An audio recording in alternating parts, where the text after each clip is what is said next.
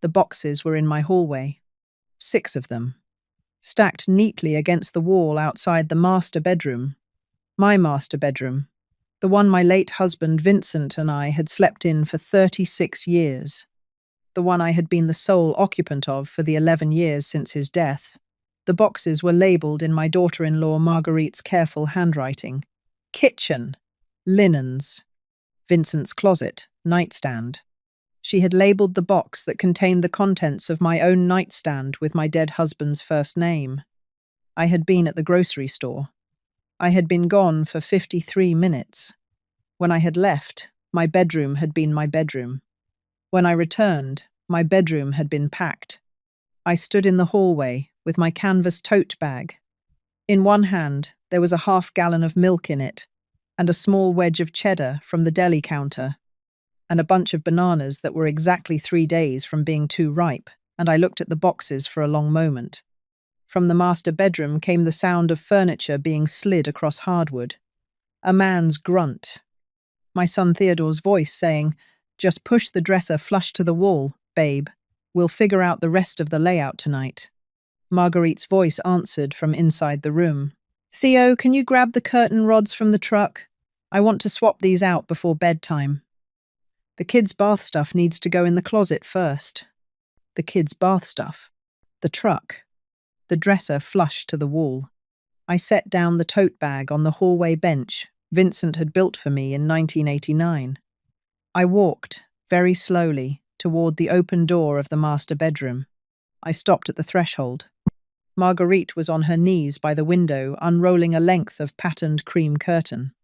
Theodore was at the far wall, pushing my dresser, which had been my mother's, which had been in this room since 1988, into a corner where it had never stood. My grandchildren's overnight bags were stacked on the bed I had slept in alone for 11 years. The duvet had been stripped. The pillows were on the floor. Marguerite saw me first. She smiled. The smile was wide and bright and rehearsed. "Florence, hi. I'm so glad you're back. We just thought we'd get a jump on things while you were out. Don't worry, your boxes are all labelled and ready to go down the hall." Theodore turned. He had the careful, guilty face of a 46-year-old man who had been instructed by his wife to perform a task he had agreed to without thinking, and now realized he should have thought. "Mum, hi. Mum, we were going to talk to you about it tonight after dinner." I did not move from the threshold. Theodore. "Yes, Mom?" Marguerite. "Yes, Florence. What is happening in this room?" Marguerite stood up. She brushed her hands on her jeans. She gave me the smile again, the one that had been engineered, I now understood, for exactly this conversation. "Florence, we have been thinking. Theo and I have been talking for weeks about the kids' situation. Lila and Hugo are getting too old to share, and the third bedroom is just so cramped. And you don't really need the master bedroom, you know? It's so big for just one person. We thought we could swap. You'd take the third bedroom. It's still a good size. It has the morning light you love, and the kids would split the master and the second bedroom. It just makes more sense for the family." Theo agrees. I looked at Theodore. Theodore did not look at me. Theodore. "Yes, Mom, you agree." He swallowed. "Mum, I think it makes sense. The kids need the space. You're alone in here. It's a big room for one person." I let that sentence sit in the air for a moment. Then I said, very quietly, "Theodore, how long have your family been living in my house?" He closed his eyes. "Mom." Theodore, the question. 3 years. 3 years and 4 months, sweetheart, since the September your contract fell through. You and Marguerite and the children moved into the second and third bedrooms, just for a few months, Mum, just while we get back on our feet. That was 3 years and 4 months ago. Mom. Marguerite. "Yes, Florence. How much rent have you paid me in 3 years and 4 months? Marguerite's smile flickered. The flicker was the size of a thought she had not yet been asked to articulate. "Florence, we contribute to the household." How much rent, in dollars, have you and Theodore paid me? Total, in 3 years and 4 months. A long pause. None. None. Thank you, Marguerite. That was the answer. Florence. I am not finished. How much have I spent on groceries for the 5 of us in 3 years and 4 months? She did not answer. I answered for her. Approximately $32,000, based on my receipts, which I have kept. How much have I spent on utilities, gas, electric, water, internet for a household that was sized for 1 and is now feeding and heating and lighting 5? She did not answer. Approximately 18,000. How much have I spent on the children's needs? The tutor for Hugo's reading, Lila's gymnastics, the dental work last spring, the school clothes every August because Marguerite told me she couldn't swing it this month. She did not answer. 26,000. Total. In 3 years and 4 months, your family has cost me approximately $76,000 of household expenses, on top of the fact that you have lived here rent-free. And today, while I was at the grocery store buying the milk and the cheese that you will eat tonight, you took it upon yourselves to repackage the master bedroom, because I don't need it. Is that an accurate summary? Marguerite's face had gone the colour of wet paper. Florence, you are twisting. I am not finished, Theodore. Yes, Mum. This is my house.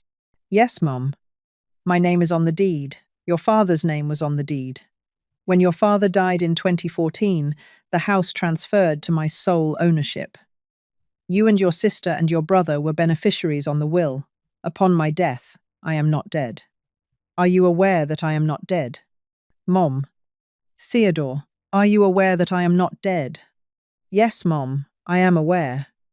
Then please explain to me how you and your wife arrived at the conclusion that the master bedroom of my house was a piece of furniture you could rearrange while I was buying bananas. Theodore put his hand over his eyes. Marguerite said, very quickly, Florence, listen, we did not mean for it to come across this way. We can put everything back. We can absolutely put everything back. We can talk about it tonight at dinner like a family. Marguerite, take your hands off my curtain rods, put down the curtain, step away from the window. Theodore, push my dresser back to where it was, both of you. Now. They stared at me. Now. They moved. Marguerite set the curtain on the bed. Theodore pushed the dresser slowly back across the hardwood, the legs scraping a faint, pale arc into the wood that I knew already, never fully sand out. I walked into my bedroom. I picked up my own pillows from the floor. I set them on the bed. I picked up my own duvet. I set it on the chair by the window. Then I walked out of the master bedroom, down the hallway, past the 6 boxes labelled in Marguerite's handwriting, and into my kitchen. I picked up the phone. The number I dialed was Marcus Halloran. He was the lawyer who had drafted my will after Vincent died, and he had been my advisor since. Marcus was 79 years old. He had retired from his firm in 2019, but he still answered calls from long-time clients. And he had been waiting, I now understood, for me to call him for at least 2 years. He picked up on the 3rd ring. Florence. Marcus, I would like to evict my son's family. A small pause. Then, in the same dry voice he had used at Vincent's memorial in 2014. Florence, are they currently in the house? They are. Have they paid rent? They have not. Are they on the deed? They are not. Is there a written lease? There is not. Florence. In our state, you have what is called a tenancy at sufferance. It is the weakest possible legal claim a resident can have on a property. It can be terminated with 30 days written notice. After 30 days, if they have not vacated, you can file for unlawful detainer. The eviction would be granted within 60 to 90 days. 30 days. 30 days, with the notice served by certified mail. I can draft it tonight and have it in the mail by tomorrow morning. Marcus. Yes. What about the children? The children are dependents of their parents. They go where their parents go. That is not your legal obligation. It is theirs. I closed my eyes. Marcus. Yes.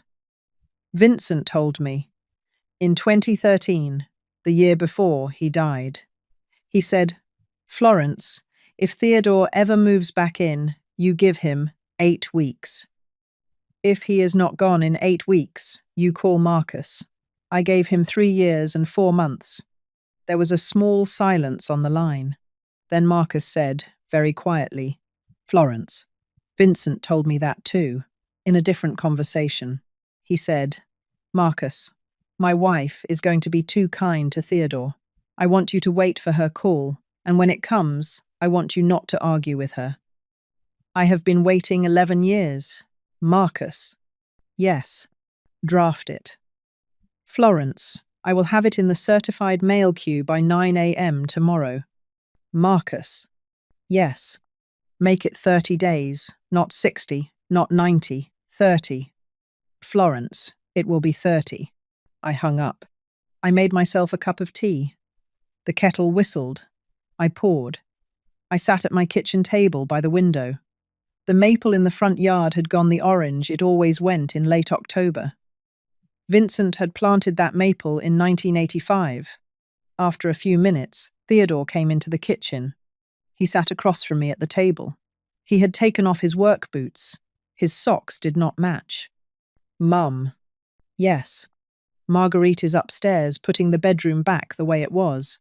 Good. Mom, I want to apologize.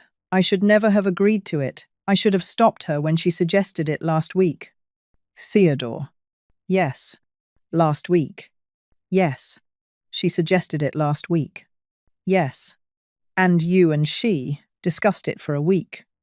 And the plan was to move all of my belongings out of my own bedroom while I was at the grocery store. And then to tell me at dinner that it was already done, and then to expect me to accept it because the work was finished. Is that the accurate summary, Theodore? He did not speak. Theodore, tell me how the conversation at dinner was supposed to go. He looked at his hands. Marguerite said you would be upset at first, but that you would come around. She said you always come around. She said the trick was to do it while you were out, because if we asked, you would say no, but if we did it and showed you it was done, you would adjust. I closed my eyes. She said you always come around. Yes, Mom. Theodore. How many times in 3 years and 4 months have I come around to something Marguerite arranged while I was out of the house? Mom. How many times, Theodore? He swallowed. A lot. Name 3. Mom. Theodore, name 3. He closed his eyes. The garage. The garage was reorganized while you were at your sister's in February. The dining room rug was replaced while you were at the dentist last June. The kitchen cabinets were repainted while you were at your bridge group last summer. And what did I do in each of those cases? You said it looked nice. You said it was fine. You came around. Yes, Theodore. I came around. Because the alternative was to make a scene in my own home that I was no longer the only adult living in. And because Marguerite is very good at framing every change as something I had implicitly agreed to. The bedroom today was simply the largest version of an experiment your wife has been running on me for 3 years and 4 months. The experiment is, how much of Florence's home can we redecorate before Florence stops coming around? Today she found the answer. He did not speak for a long moment. Then he said, very quietly, Mom, are you putting us out? I looked at him across my kitchen table. My son, 46 years old. The boy who had once climbed onto Vincent's lap during a thunderstorm in 1981 and asked his father, very seriously, whether the thunder could hear him crying. Theodore, I am giving you 30 days. The notice will arrive by certified mail later this week. I am not interested in destroying you. I am interested in returning to my own bedroom and my own kitchen and my own dining room. You and Marguerite and the children will have 30 days to find a place. I will not contribute to that place. I will not co-sign your lease. I will not pay your security deposit. You are 46 years old. You and your wife will figure it out the way every other 46-year-old couple in this state figures it out. Mom, Lila, and Hugo. Lila and Hugo will live in a smaller apartment. They will sleep in bunk beds. They will eat the same cereal in a different kitchen. They will be fine. Children are not damaged by smaller bedrooms, Theodore. They are damaged by watching their parents treat their grandmother like an obstacle to their lifestyle. He started to cry. I did not move toward him. I did not soften. I drank my tea. After a while, he wiped his face. Mum, will you let me come back to visit after we're gone? Theodore, you are still my son. You will always be my son. You will be welcome at my house once you have your own for lunch on the first Sunday of every month. Alone. Not with Marguerite. Not with the children. I will see Lila and Hugo on neutral ground, with you present, until I am confident that the version of family they have learned to perform in this house is no longer the version they perform around me. That may take a year. It may take 5. Mom, Marguerite is never going to apologize for this. Theodore, I do not need her to. I am not setting up a situation in which I require her apology. I am setting up a situation in which I do not require anything from her at all, including her presence. Mom, yes, I love you. I know, sweetheart, I love you too. That is exactly why this is the conversation we are having. He stood up. He walked to the doorway. He stopped. Mom, yes. Dad would have done this 25 months ago. I closed my eyes. Theodore, yes. That is the smartest sentence you have spoken in 3 years and 4 months. Hold on to it. You will need it when Marguerite asks you why you did not fight harder. He nodded. He left the kitchen. I drank my tea. The certified letter arrived at the house on Thursday afternoon. I was in the kitchen when Marguerite signed for it. I watched her face as she read the envelope. The envelope was addressed to Times Theodore Halloran and Marguerite Halloran, residing at... She did not open it in front of me. She walked it upstairs. 20 minutes later, she came down. Her eyes were red. Her smile was gone. Florence. Yes, you are evicting us. I am terminating a tenancy at sufferance, Marguerite. There is a legal difference. The 30-day notice gives you the same amount of time you have given me, on average, between rearranging the rooms of my house. It is a fair number. Florence, the kids. Marguerite, sit down. She sat at my kitchen table. The same table she had been sitting at for 3 years and 4 months, eating food I had paid for, in a house she had begun to refer to in conversations with her own mother as our place. Marguerite, I want to tell you something that I want you to remember for the rest of your life. She looked at me. For 3 years and 4 months you have been running a small experiment in my house. The experiment was, how much can I move before Florence stops coming around? You ran it methodically. You did not understand that I was keeping notes. I have a folder, Marguerite, that documents every reorganization you have made in this house, every receipt, every change, every date. I did not start the folder out of suspicion. I started it because I needed somewhere to put the small confusions I felt every time I came home and found my own house slightly different. It became, by accident, the most useful thing I have ever filed. She was silent. You and I have spent 3 years and 4 months in a relationship in which I was supposed to play the part of the elderly mother-in-law who came around. And you were supposed to play the part of the busy daughter-in-law who improved things on my behalf. The performance worked because I was complicit in it. I was complicit because I did not want to be alone in this house after Vincent died. I traded my home for company. I want you to understand that I am aware of my own role in this. I am not blaming you for taking what I offered. I am, however, withdrawing the offer. She did not speak. Marguerite, there is no scenario in which you will apologize to me in a way that I can accept. I want you to know that. I am not seeking your apology. I am seeking your absence. The 30 days begins today. Use them. Find a place. The children's school does not change. The geography of your life does not have to collapse. You simply have to live in a house that is not mine. She started to cry. I did not soften. I did not move toward her. I drank my tea. After a while, she said very quietly, "Florence, I am sorry." Marguerite, yes. That apology is in the wrong order. Try again when you can put it in the right one. I stood up. I left the kitchen. I walked upstairs to my own bedroom, the master bedroom, returned to its original arrangement. The dresser back against the original wall, the duvet back on the bed. The boxes that had been labelled in Marguerite's handwriting, now stacked in the garage to be sorted later, and I closed my own bedroom door behind me. I sat on the edge of my own bed. I did not cry. I had stopped crying about Marguerite approximately 10 months earlier, when I had finally understood that the woman my son had married was, in her quiet way, a careful person. And that careful people do not cry your way into apologies they have not yet decided to give. Theodore, Marguerite, Lila, and Hugo moved out on November the 22nd, exactly 28 days after the certified letter.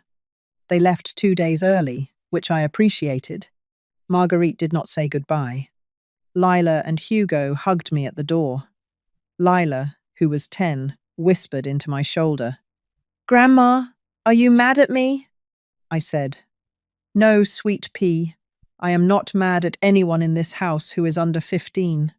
You are welcome at my house any Saturday for the rest of your life.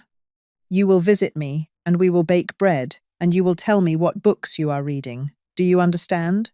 She nodded. Hugo, who was 7, hugged me without speaking. Theodore was the last out the door. He carried the final box labelled kitchen in Marguerite's handwriting, and he set it in the trunk, and then he came back up the walk and stood on my porch. "Mom, Theodore. First Sunday of December, noon, lunch, alone. Yes, sweetheart. I will be there. I will believe it on December the 3rd, Theodore, not before." He nodded. He walked back to the car. They drove away. I closed the door. I locked it.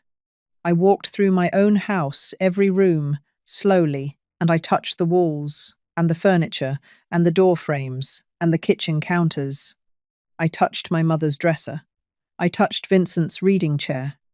I touched the small chip in the kitchen tile, where I had once dropped a saucepan in 1991, and laughed for 15 minutes because Vincent had been on the phone and could not understand what I was. Laughing about. I was alone again, for the first time in 3 years and 4 months. I did not feel alone. I felt the way a room feels when it has been emptied of someone else's furniture, and the original light comes back through the windows the way it had always been meant to. That night, I sat in the master bedroom. My master bedroom at the small writing desk Vincent had given me in 1996, and I wrote one line in the small notebook I had started keeping the morning. Marguerite labelled my nightstand with my dead husband's first name. She said I didn't need the master bedroom. I told her I didn't need roommates either. And tonight, for the first time in 3 years and 4 months, I am sleeping in the bed my husband built me, in the room he built me, in the house we built together, and the only sound in the hallway is the sound of my own footsteps coming home. Then I closed the notebook, and I lay down in my own bed, in my own room, with my own pillows in their original positions, and I slept the way a woman sleeps when she has finally evicted, not just the people who were quietly redecorating her life, but also the version of herself who had been coming around to all of it.